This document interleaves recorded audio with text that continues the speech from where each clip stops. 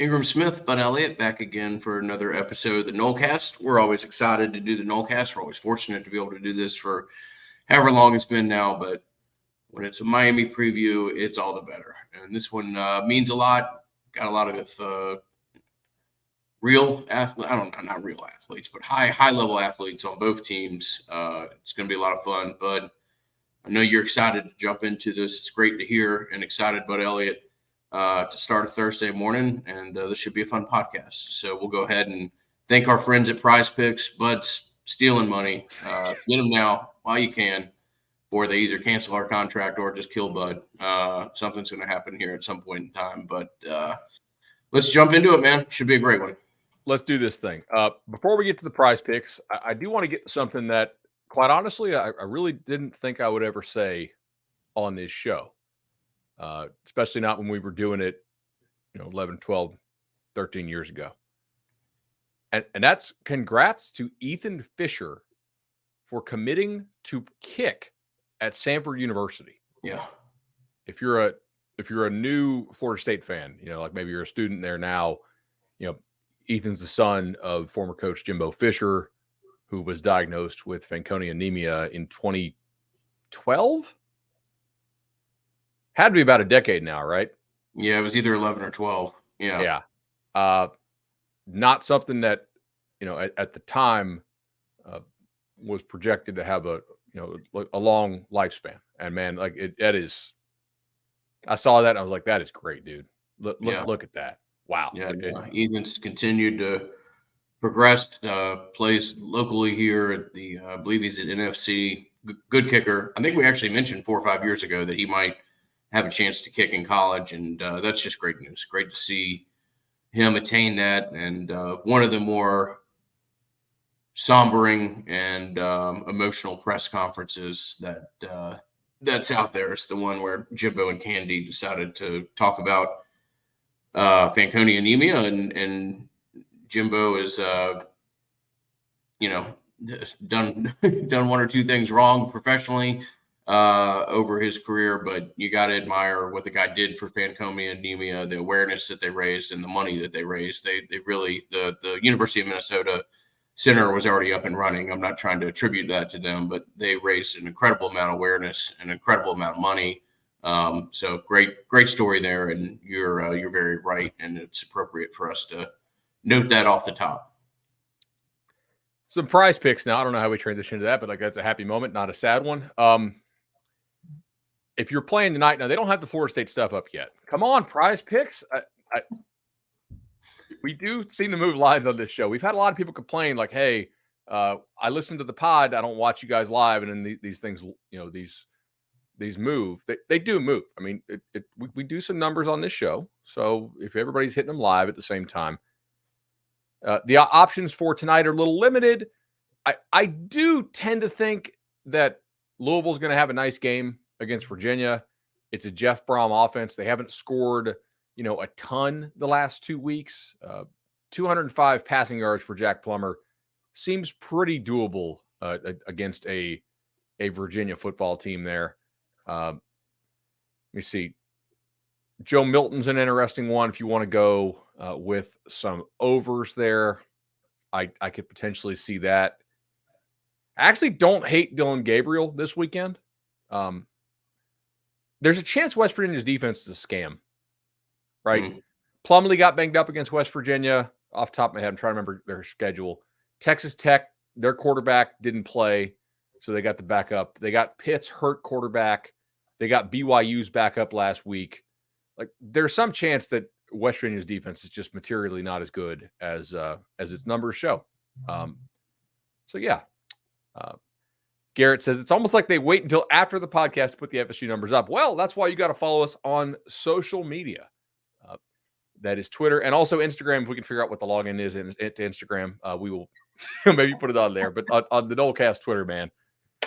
All right, Prize Picks, promo code Nolecast. First-time depositors get that 100% deposit match bonus up to $100. And honestly, like, I jam a lot of cards in there. I find it to be really, really fun to play Prize Picks and to follow along with all these games. And even some of the boring games stay more interesting when you have have a little something on them. So They do. They do. You might find yourself watching random games late at night with a passion and fury that you didn't know you had for West Coast I mean, that football. run you went on last year, late in the year, it was like Pac-12 Graham, man. Just Friday night fun time. Absolutely. I'd go ahead and bank a win going into the weekend just because of how Friday night turned out. So, no, I mean, the best experience I had outside of Florida State last year is I went back to Hampton Sydney for homecoming, and I distinctively remember standing in front of my old fraternity house, having a drink or four, and looking down at my phone, forgetting I hadn't checked on Prize Picks all day. I looked down, and it was my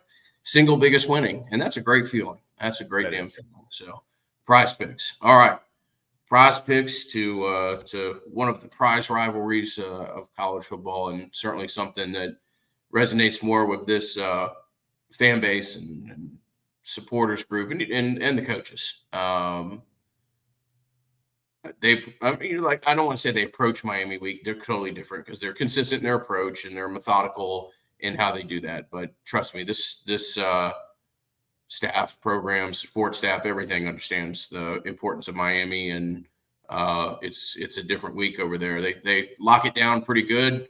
Everybody's focusing on the Canes, and I'm excited as to what Saturday looks like. totally. This one has juice, man.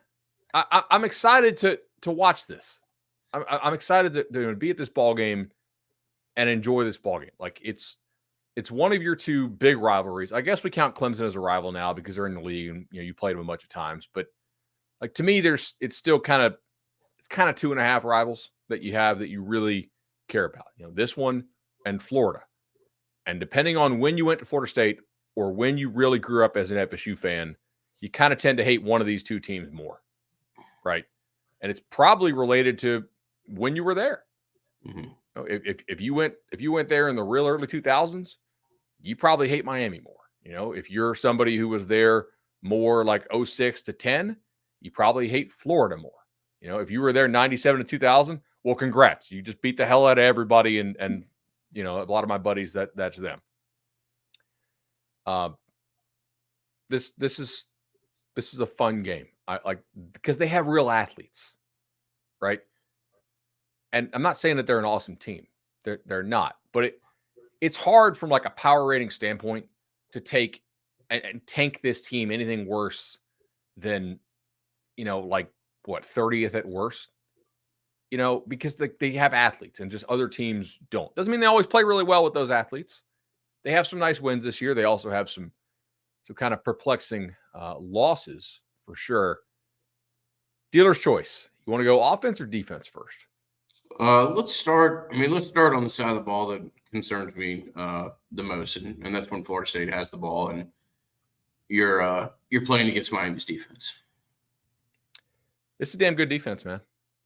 I don't think it's like a top 10 defense in the country, but all offseason we were pretty high on the hire of Lance Guidry, the defensive coordinator for Marshall. A lot of guys in the industry who I respect really think highly of coordinator Lance Guidry, and I was like, Miami got one. I mean, it seems like the guys, turned it around.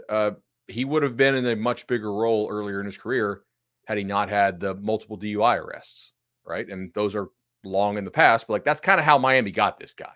But like, there's a reason a dude this talented and this respected in the industry is coaching at Marshall, last year still. Everybody knew he was a dude. Mario went and pulled the trigger and hired him. It's a really complex blitz scheme, super high pressure outfit. They're going to play downhill. They're going to bring pressure from all over. Yeah. It's a good pairing of complexity and athletes. And the defensive line is not quite what it was 2 or 3 weeks ago. We've talked about this, that it's gotten worn down. Miami's had to play literally to the last snap of almost every game it's played. There's no Nigel Kelly. There's no Messidor. Still some really good players and a freshman who looks like he's going to blossom into a real damn problem. But it isn't quite the assortment that it was maybe a month ago. Yeah, agreed. And I wonder, like, first of all, not having Kelly and Messidor on the field certainly matters a whole lot. But it also means that you're having to play a guy like Bain a whole lot of snaps. Mm-hmm. I think Baines played more snaps than Jared Verse has. Yeah, and there is a freshman wall, and Baines a stud. I'm not trying to knock him. Really good, man. Dude, when you're 18, 19 years old, you do hit, just my body had never been through anything like this before. And for the first time in my life, I'm like fatigued. Maybe it happens on Saturday. Maybe it happens 2 weeks from now. Maybe it never happens to Bain. But they have asked an awful lot of a lot of these guys, and the number of snaps that Bain has taken is significant. So, I think it's a pretty good D line. Harrison Hunt is a solid player. Leonard Taylor really flashes at times, and at times he disappears. I would expect this is probably a good game from him, right? Like it's. I don't really believe in bulletin board material in a game like this. I think that's nonsense. Everybody is like, your meters are maxed out. You're 110% go, you know? So I assume Leonard Taylor will play really juiced up and will play well. I think Branson Dean, their defensive lineman they got from Purdue, is decent. But yeah, to your point, Bain is awesome. And he's essentially, you remember Cornelius Ingram, who played for South Carolina, and then he played for, or not Cornelius Ingram, Melvin Ingram played for South Carolina, and then he was a freaking beast on the Los Angeles Chargers for like a decade. Mm-hmm. It kind of reminds me of him, like sawed off, but twitchy as hell, powerful, uses his hands really well, has more moves than you would think a freshman has, and really high effort guy too. This is a nice test for Jeremiah Byers, right? You think you're going to go play in the NFL, got to be able to block an 18-year-old, but a phenom 18-year-old, right? I kind of like Byers' bulk here, honestly. If the footwork is such that he can maintain his balance, that's not the worst guy to have on Bain. Maybe this will get clipped and well actually, but we don't need some of the speed rush stuff bothers me against Byers a little more than some of the power stuff, a little bit. Assuming that he keeps his feet, and just has a base and some balance. Yeah, to your point, 2 overtime games. When's the last rocking chair game Miami had? Was it week 3 or whatever? It was it's the last. I'll pull it up now, but yeah, it had to be Temple. Probably Temple, because they played that Friday night game at Temple, and Temple had all those guys hurt. The old Friday night game at Temple. That's when you're on top of the college football world, definitely. Yeah. So this is a good defense. They do bring a lot of pressure. They also can get pressure with 4. I think you want them to blitz, honestly. You want to be able to stop their pressure with 4 and make them blitz. Because there are some limitations to the defense too. Yeah. At linebacker, they are no doubt upgraded. Maui Noah, who came from Washington State, was one of Washington State's better players. He's a nice guy to get out of the portal at linebacker. One of the better linebackers in the ACC. Basaint is coming along for them a little bit. They've played a couple other guys alongside him as well. But those guys do have some limitations. Particularly in coverage, I think. Maui Noah is a guy who, let's just say he's not Barrett Carter.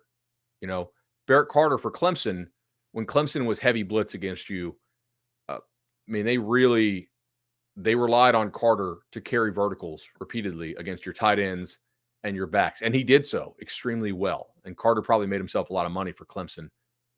I don't really think that Maui Noah has that same ability. He's probably closer style, not talent, to like a Jeremiah Trotter. Yeah. To reiterate what you were saying and kind of to go into the point that I'd be interested in making and hear your feedback on, week 2 and 3 were rocking chair games. They had Bethune, then they had Temple in week 3. They then had an overtime game against Georgia Tech, 10-point loss against UNC, an overtime game against Clemson, an overtime game against Virginia, and a loss last weekend that more or less went down to the final play because Van Dyke threw an interception.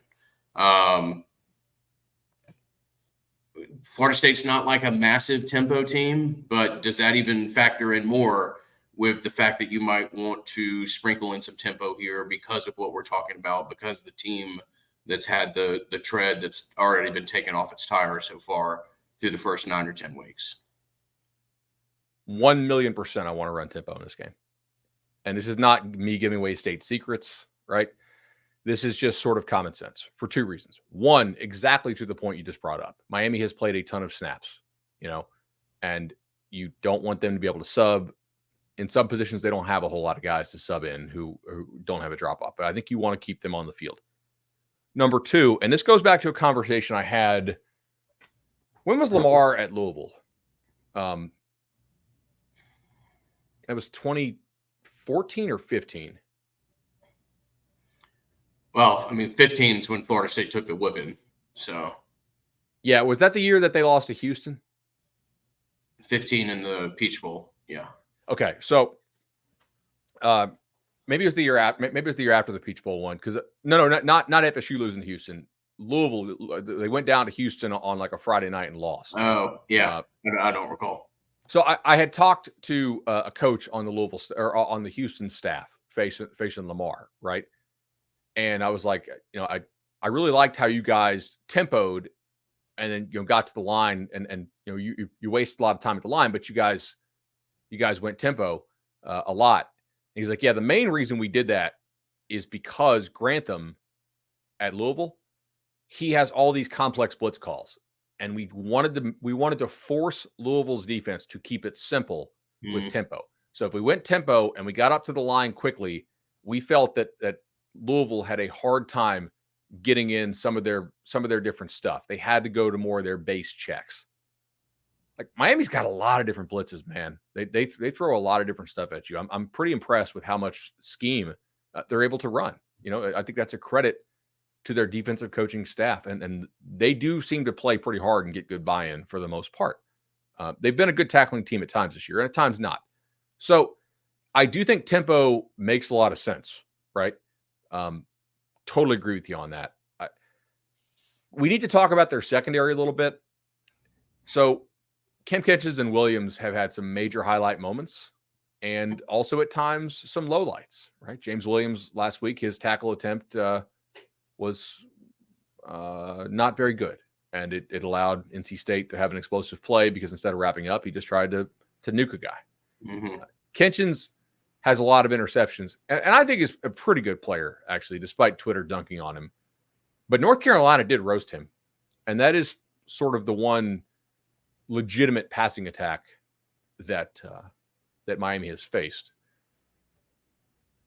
I think that you can get their safeties and backers in coverage a little bit in a way that you couldn't against Clemson. But FSU's been working some of this stuff. Toafili, Rodney Hill, obviously Destin, you wish he was a little healthier, but Jaheim, Morlock. I think you make those guys cover in space. I would tempo and I would spread Miami out, honestly. Mm-hmm. Another thing with spread them out, even spread out doesn't mean run 5 wide, because I don't think you have 5 wides you want to run with right now due to health. If I had to guess, I'm expecting 2 out there. Yeah. But like you can run really like empty stuff with Morlock and Bell, right? And maybe you motion a back out. A lot of teams like to blitz empty, and blitzing empty looks can be effective. But if you go empty, it does make the opponent declare, right? It's harder to blitz from width. Obviously, Miami will blitz from depth too. Like they'll send the safeties and stuff, but it's hard at sometimes to blitz from width if you got a really good guy. The Patriots did a lot of this back in the day with Brady. And they just said, okay, you played a lot of ball, man. Like you're gonna get the ball out before they can get there because they're having to blitz from further away. It's in some ways why it's tough to blitz Tennessee, because they widen the field so much with those looks. I think Keon and Johnny go, if I had to guess, right? I mean, I'd be a little surprised if they didn't. This is a game I think FSU's had circled. Load management, all that kind of stuff. Not that they haven't been dinged. I mean, I think clearly they have. Would it surprise you they don't go? Yeah, it would. I think they're going to play. I do. We'll see. We'll see what transpires. I think you get most everybody for this weekend, both because a lot of guys sat last week and because it's Miami. And this is legitimately one of the few games that everybody circles. And even a guy like Keon, even a high, percentage of portal guys. If people wanted to use that against you, trust me, dude. Just from interacting with these players, it's one of the games that has everybody's attention from the first day of fall camp. Everybody that's got a chance to go is going to go. Would we agree that this is the least liked staff by FSU staff on their schedule? Yeah. I mean, I don't know all the dynamics, but it would appear to potentially be the case. Yeah, I don't know who would be number 2. Miami's corners have been surprisingly better than I thought they would be, and I was a little surprised who they ended up relying on this year. Now, this is something to watch here, guys. This is very important to me. Daryl Porter, the kid they got from West Virginia, he went down against NC State, and he couldn't put any weight on his leg and did not return to the game. Yeah. Jaden Davis also went out pretty early in the game and did not return. Now, Mario said that both these guys are fine, but he also said that Van Dyke was fine the week that they played Emory Williams against Clemson. And Mike Norvell said that Jordan Travis had a grass stain. I mean, these guys aren't, but I know what you're saying. The Miami staff is particularly. They don't put out a depth chart at all. They don't say much, and they don't give you much information at all. But yeah, I agree. I think it'll be interesting to see what Miami's defensive backs look like. I'll be as focused on what Miami looks like in warmups as I will be Florida State. Yeah, I'll put it that way. 100%. Look, I think you prepare for Porter to play. If he doesn't, you find the duck. It's long gun season, baby. Yeah, it is long gun season. I'm interested. Something you mentioned a second ago. They blitz from wide, but they do blitz from deep. You watch them. They bling the safeties. They had a lot of good amount of success against UNC doing that. I think this is a game where Kyle Morlock or Jaheim Bell could catch one for 8 and take it for 45 if you find them in the right look. There are things that they do that if you hit in the middle of the field, you've got a chance to hit real big. So we'll see what that looks like. Totally. Like success for Miami defensively is going to look like them winning against your offensive line, which is certainly within the realm of possibility. Like we can't dismiss this. This is not a bad offensive line for FSU. It's just certainly not a dominant or amazing unit. And Miami's defensive line is good. You have to prepare for this to be a 4-quarter fight, and you can't be panicking out there.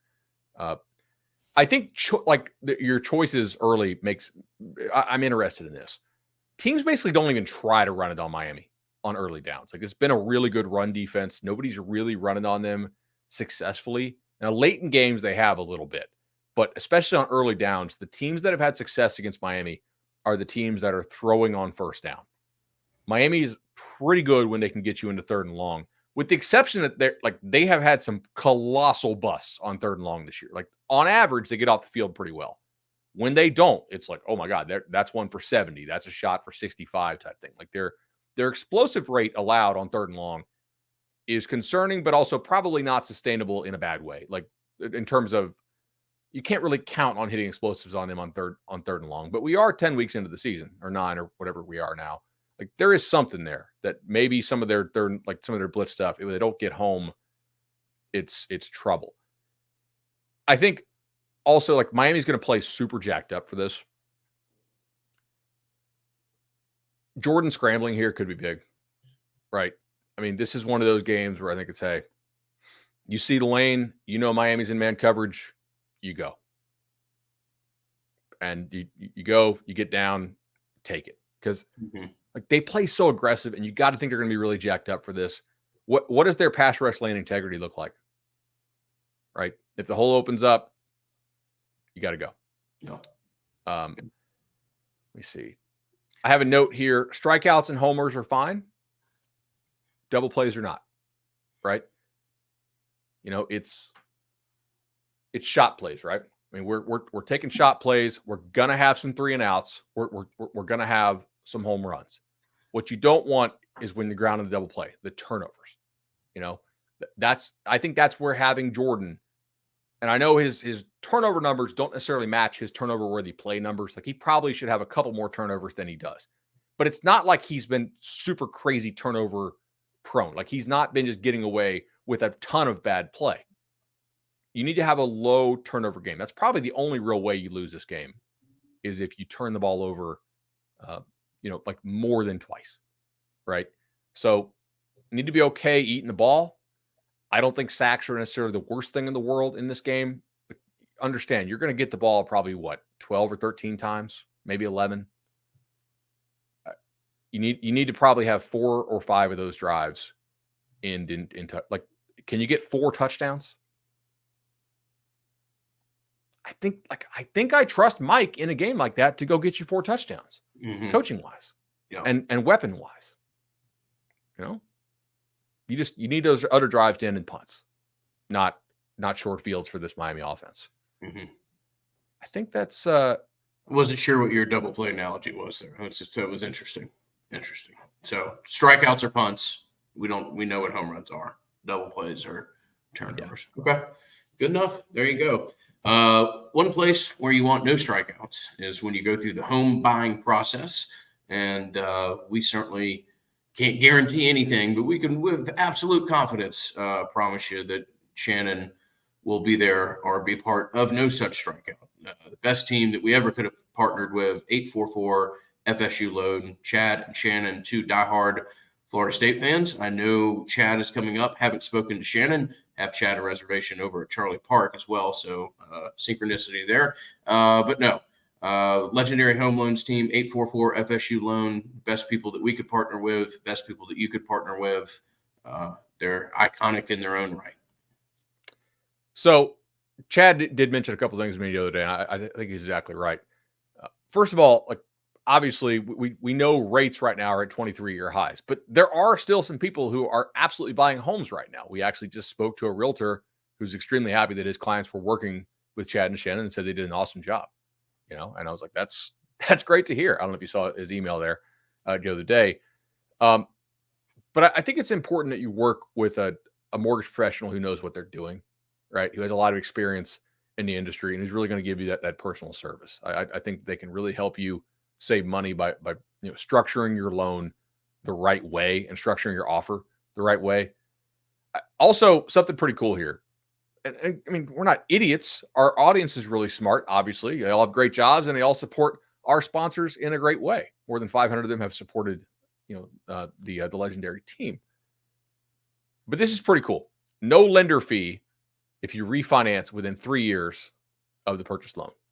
So if you're hesitant about doing it, they're offering a no lender fee refinance within 3 years, which is helpful potentially if rates drop within the next 3 years. Yeah, so. I mean, absolutely. Get the flexibility there. I think that's pretty much all I have on Miami's defense. I'm sure they've repped blitz pickup quite a bit. Shot plays are cool here. Probably not going to have a whole lot of like 12, 14 play drives. If you get one of those, it's fantastic. But home runs and punts are okay. Yeah. All right, switching our focus to Miami's offense. Miami is very good at running the ball. They've done a really good job in the portal of grabbing offensive linemen, interior offensive linemen in particular. Don't mean to be redundant and repetitive here, but I also wonder if there's not tread on the tire at this position as well that's been taken off from the way that you've had to play the game. And there are series and plays in the NC State game where I think I might be starting to see the beginning of that, but I also may be wanting to see things that we're all biased in our own way. It'll just be interesting to see what that looks like, but this group has been very good. It's also played a lot, taken a lot of snaps, and has an awful lot of experience. So interesting looking offensive line. I'll be really, really focused on Farmer, Fabo. Great to see what number 55 looks like in this game. This is a great matchup. Good players on both sides of the ball. And I do wonder if Florida State's rotation and Florida State's relatively health here doesn't end up winning the day as this game goes on. I mean, hey, it's time to go like crazy dogs, dude. You know, and this is why you've been rotating. You know, I mean, what in the last month, a lot of rotation's been going on. A lot of complaining from the fan base about the rotation. They want to kill teams more. I think this is one of the reasons why you do it. You know, because A, you do want to build quality depth. B, you want to keep your roster happy, and that's how you build a program, not just a team. You know, C, you do want to keep those guys fresh. I think that's really important here. You know, like you're going to need to have a good game from your defensive line against this offense. Miami is they're very much built in Mario's image, right? I mean, they're and like they have a new coordinator with Shannon Dawson. He came over off the Houston sort of air raid tree, but I mean, they're running what Mario's going to run, right? It's you get some split zone, you get a lot of duo. They're a good offensive line. I think Miraball's a hell of an offensive line coach, and he's got a lot to work with. So it's not surprising. Like that's a position that program really emphasizes, and they do look pretty good. I agree with you, though. I saw those plays. I know what you're talking about against NC State. It is a true freshman right tackle. Now we know it on the road. 2 games he's probably had the most struggles in are the 2 road games at North Carolina and at North Carolina State. It's not easy playing tackle as an 18-year-old in a road environment. Sold out Doak is going to be pretty loud. You know, like that. If you're Patrick Payton, it's a money game for you. Mm-hmm. Whether it's this year or next, like you get an 18-year-old. He's a damn good 18-year-old. But you probably get a step on him compared to if you're playing him down there because of the crowd noise. That can really matter for you. I mean, this is I think it's a big Fabo game too, man. I do. Like Fisk looks healthy. Fabo had some good snaps for you at Pitt.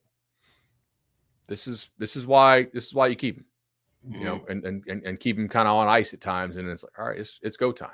You know, Georgia did that with Jalen Carter last year, quite a bit actually. He was nursing something much of the year. Tennessee game come. Guess what? He was ready. Yeah. Yeah, exactly. So, you can't let singles turn into doubles. And by that, I mean, like Miami's going to run the ball at you a lot. I think these backs, they got a really damn good backs, man. Like, a couple of these guys will probably play in the league. They've done a nice job there. Mm-hmm. Not surprising. Mario's a good recruiter. You know, that's the best thing he does by far. That and like they're going to try to pound you. That is baked into the equation when your opposition hires Mario Cristobal. You know what you're going to get. You got to get a relentless recruiter who his style doesn't work with everybody, but it works with a lot, and you know he's going to get good kids. Oh. Most of the teams that have played him have done a pretty good job containing the run game. Like they'll get runs, their rushing success rate is not bad, but they have not popped a lot of explosive runs. That needs to continue, right? Because playing in a road environment, and we'll get to this pass game, but there's a pretty high probability that they screw some stuff up. False starts, occasional tackle for loss. Maybe they miscommunicate something, right? Or incomplete, drop pass. Corner fights through a block on a screen, and they get behind the chains. It's hard to drive 11, 12 plays. There's some weird stuff going on with their numbers, and I think I understand why. But teams are basically saying, okay, you're a good run game. Can you be consistent with it? Can you drive all the way? You know, I don't know. Chad, check it in. Yes, sir. Let's go. Can you consistently drive the field methodically? It's possible. Is it probable? No. And I think teams know that. Do you know that Miami is second in the nation in pressure rate allowed offensively? That speaks to 2 things. Number 1, their offensive line is pretty good. Number 2, teams are not blitzing them at all. Mm-hmm. They are saying, hey. Yeah, I didn't want to be a smart ass, but I was going to say, when you drop 8, it's hard to get a lot of pressure. And Van Dyke so far this year has been a kind of like, yeah, just drop 8 and see what happens. He'll throw it to you eventually. To use your baseball reference, he'll hit into a double play. or at least he has an awful lot of them. Yeah. Yeah, 100%. So, related to that, Miami is dead last in the country in one category, which I think is interesting. Scramble rate. They are 133rd in quarterback scramble rate. Van Dyke doesn't take off and go.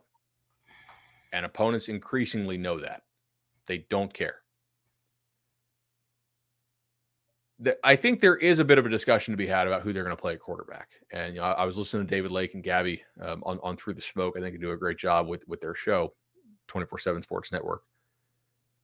And they had a legitimate debate, a 3-quarterback debate over who was going to play QB.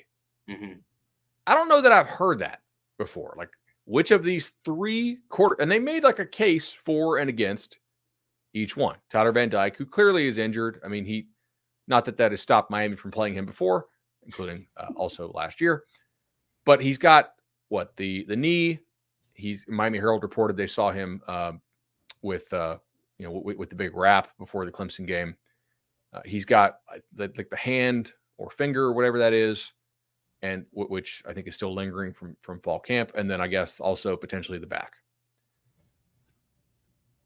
Emory Williams, the freshman who played just down the road from you in Tallahassee, nice prospect. I mean, I thought it was a pretty good get for Miami, but they played him against Clemson. They beat Clemson with him playing quarterback. They did not beat Clemson because of him. They didn't lose because of him, but I mean, almost all of his passes were behind the line of scrimmage or within 5 yards of the line of scrimmage. I think he had 2 that were over 10 yards in the air. One was a 15-yard completion on 3rd and 18, so that's not a success, right? Short of the sticks. The other was a jump ball. Can you really roll out an 18-year-old kid who you didn't play spring ball with? I don't know, man. The third option is Ja'Cory Brown, who, look, I've never been super high on him. I don't think he's progressed as a passer to a standpoint where you want to play him. Maybe you go he's a really good runner, by the way. So very good runner, very talented. Nuts. By the way, we're talking about like one of 3 quarterbacks. Yeah. I don't know if you saw the story yesterday that was floating around social media about Ja'Cory was warming up and he missed the net and hit a kid in the face in the background or whatever. I mean, I think that's an actual legitimate anecdote as to something that happened, but kind of sounded like a troll account as well. A guy who suffers with the accuracy aspect of throwing the football, definitely. And I don't know. None of these guys, I don't mean to just dismiss it, but and I'm not trying to sound overly confident or whatever else, but none of these 3, and yes, it is strange to talk about 3, but none of these 3, I just, I don't like doing this, but damn it, bud, you put it in my head. Maybe I get well, actually, dear. Whatever. It's a podcast. You give your opinion. If Florida State loses this game on Saturday night, I would be shocked if in the Instant Reaction podcast the quarterback has much to do with it at all. So, yeah, we'll see. We'll see. Yeah.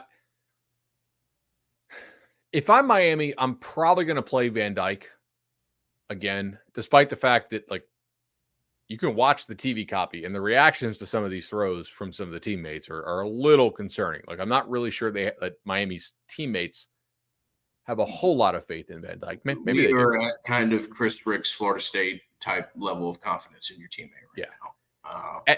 At least he gets you into post snap. It's an adventure, ain't no doubt. But pre snap, I think he probably gets you into the right checks. Mm-hmm. He also, from a throwing standpoint, it's in there. Doesn't always come out, but it is in there that he can throw some high level throws. Norvell, Did you watch the Norvell presser we talked about? I went back. Yeah. I mean, I thought that was an interesting way of describing it. A little something there. Yeah. Yeah. Okay. Yeah. He's been a first round mock draft guy for a couple of years now, or whatever he said. That's I think that they play Tyler Van Dyke. It's crazy to think that they go Wildcat plus ish with Ja'Cory and just try to run the ball like nuts. Maybe, but I don't know, man. You haven't played this kid yet. I actually kind of like some of their personnel at receiver. I know this sounds crazy, but I think that they have better receivers than Clemson. I think they have better receivers than Wake. Duke's got a nice pair, but they by the way, I think after last week we found out why Duke had to play Riley Leonard, because Beeling just can't throw. Like they didn't even play Beeling against Wake. So they played that third stringer. I think George Young and Restrepo are a pretty nice receiver combo. They don't throw the ball to the tight end at all. They totally ignore them, and they don't throw the ball to the backs. It's basically run game, RPO with that to Restrepo, outside balls to the receivers. It worked against Texas A&M. You know, it's worked at times this year, but like their signal caller, they have real issues with that right now. They also have issues against, like, teams are not playing a whole lot of man against them. They're basically sitting back, playing zone, playing soft. Miami is countering, throwing a bunch of screens. For the most part, they're not super effective because opponents seem to know that the screens are coming and they fight through some blocks. I could see them having a couple good drives because a couple things they do, you don't necessarily do super well, right? Like they're going to make your corners and your backers tackle. That's been an issue at times this year for FSU's defense. You're probably going to want to play a lot of man, and most teams have decided to play more zone against them. But also, like, I think you got to do what you do. I wouldn't totally change my game plan to get out of my own comfort zone. Yeah. You know, Fuller's got these guys playing decently against, you know, bad offenses. This is another offense that's kind of limited in terms of recent track record of success. Now, they have a higher level of athlete than like a Pitt or a Wake or a Duke does. So, you know, but do you try to light them up or do you try to drop 8? No, I use the strength of the defensive line that I have. Some of the guys that I referenced, in addition to Jared Verse, I think you get creative with some of the numbers that you throw out there.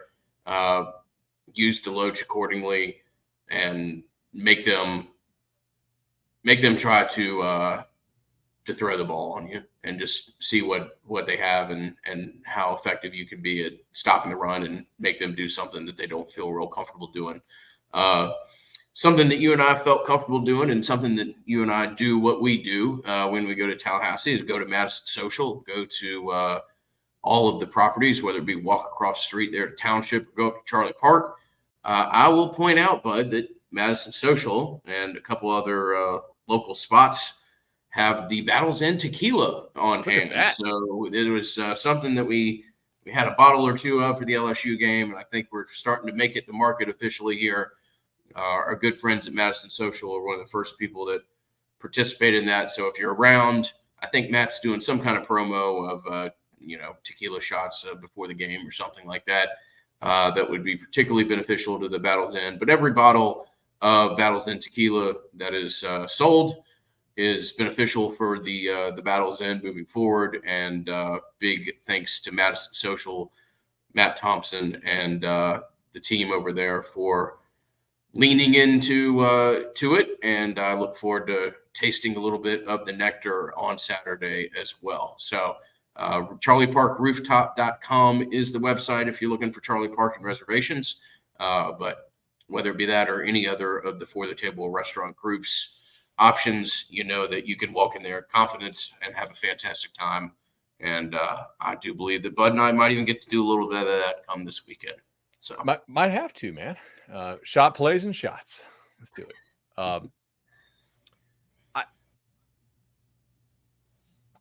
I also don't know how good Miami's blitz pickup is. I know this sounds crazy, and dropping everybody because of what Van Dyke has shown so far, he doesn't seem to see it.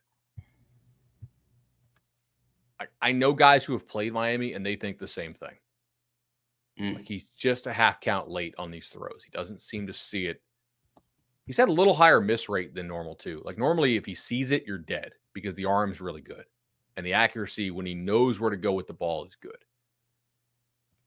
But if I'm Mike, what I don't want to have happen here is an 8-possession game or a 9-possession game. I want to play 12, 13, 14 possessions. I want the chalk more. Like I want my offense to have more at bats. I don't want Miami's defense to play 50 snaps. I want them to play 75 or 80, right?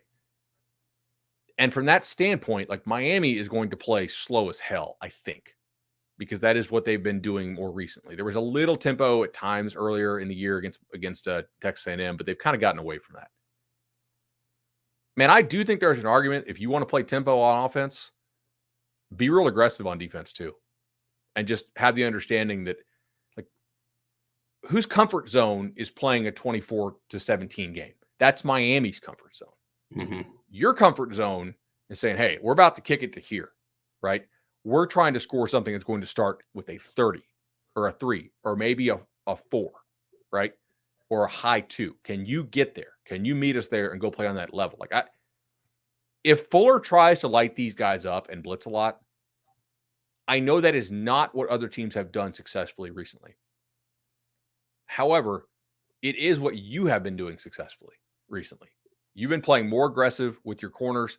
You have increased the blitz rate. If that's what you're comfortable doing, I'm actually okay with that, right?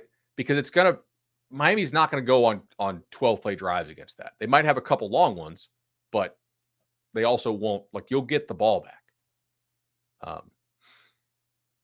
I don't know. I'm kind of anticipating what fans will say, like, why aren't we dropping 8 constantly type thing. And you got to do what you do. You're right. You got to be comfortable in doing what you're doing. And this team has seemed to find some success doing that. But, you can do different things. You can, we'll just see. We'll see. I think I'm excited to see I think there's probably a couple wrinkles that we haven't seen just because that's what happens for games like these. And if you're Florida State, you're fortunate. You got a bunch of really good defenders. I think you can come up with a couple packages that you can put some pressure on Miami in a multitude of ways. So, I think you just can't, in my opinion, whatever you do, you just can't help them. Like you've got to make them earn it. You can't. This is a pretty limited offense. So, regardless of whether it's whether you press or whether you drop, you just want to make Miami earn what they get. You don't want to gift them. It's not a team that's going to get into the threes unless you help them in ways that we all sit here and, put our palms on our foreheads and wonder how the hell stuff like that happened. So, avoid the face palms, make them earn it. I think you leave the stadium with a win. Completely agree there. I think you need to be holding Miami to something in the teens or the very low 20s. If they're scoring 28 or 27, like that's a real failure to me. They should score something in the teens or low 20s, at least in my opinion. If you hold them to single digits, that's a great effort. Yards per play wise, I just think you need to hold them, under 5 basically, right? That seems kind of reasonable to me. Yeah. It was in the mid to low 4s, in my opinion, 4.3, 4.4, something like that. It's Miami. They're going to hit one. Something's going to happen where you just go, I just scored on a 79-yard screenplay or something like that. But for the most part, I think you can grind this team down. And there was a Twitter graphic about the number of plays at Miami, the number of players that have played 400 and 500 snaps for Miami. It's significant. I mean, just go look at it. It's where a lot of my repetitive talk about, I wonder how fresh this team is. I wonder where they are from a health standpoint. I know that these guys, in people's opinion, are just like 19-year-old gladiators or whatever. Like, dude, this is a tough-ass sport, man. You do get ground into much. So we'll see. Love where Florida State is, and we'll move into predictions here in a second, but kind of disturbingly confident about this one. So we'll see. I also want to point out something, okay? So, and I said this on Cover 3 yesterday.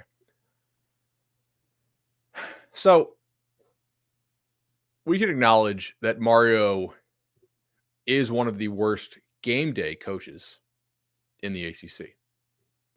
And Mike is one of the best. I think. Like, there's not a lot of guys who I think do a better job on game day than Norvell. I think other coaches in the league would tell you that. Mario has had some major gaffes this year and throughout his career. That doesn't mean that Miami loses every single time because of some colossal blunder by the head coach.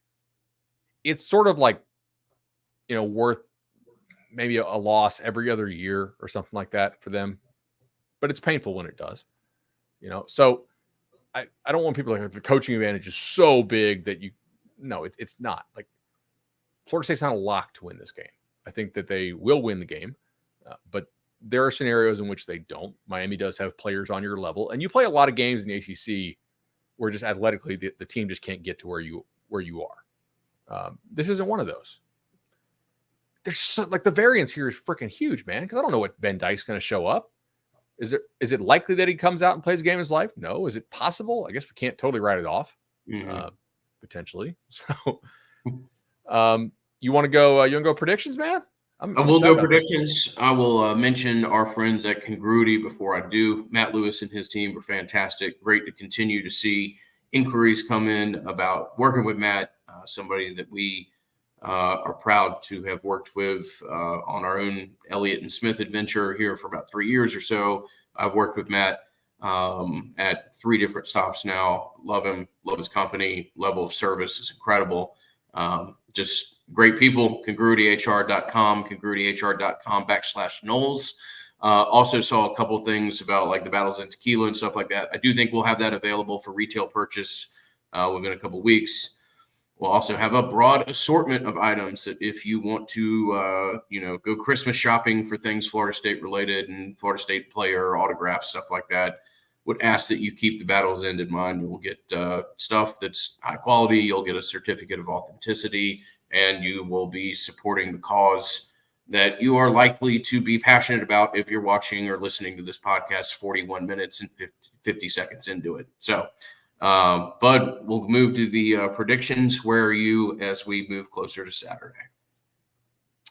I'm going to go Florida State 34, Miami 17. Okay. 28-13. There you go. Like it. I like it. That is that's not going to feel comfortable, but it will feel good. It's not going to feel comfortable, but it will feel good walking out of the stadium. Yeah. Yeah. Hey, ain't no style points in rivalry games.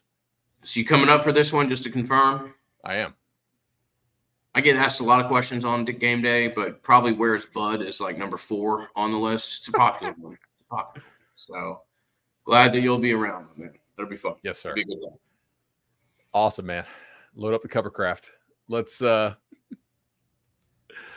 right. I think that's it, man. All right, y'all. Thanks as always for joining.